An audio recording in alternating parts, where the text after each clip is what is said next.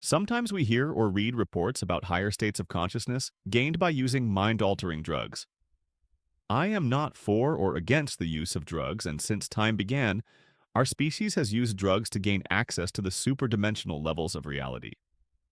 They were used to inspire the pursuit of our highest ideals, and often form the cultural superstructure of many societies.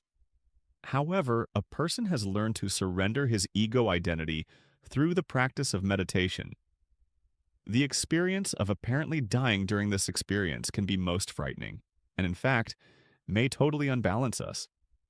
It is important to have some form of control over our mental and emotional functions through some form of meditation practice.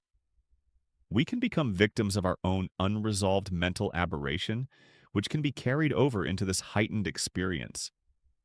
And this is where it simply doesn't belong. This can be immensely disturbing and unsettling. Nature has somehow put a filter between us and the superdimensions in the form of ego death.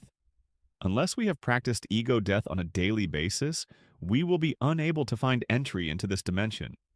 Also, it's important to note that drugs tend to carry our unresolved issues over into an expanded state, and this is where they can acquire a gruesome dimension in themselves, often resulting in horror trips. Unless the user is guided by an accomplished guide or has meditated, these experiences can lead to very uncertain and unreliable entries into these territories.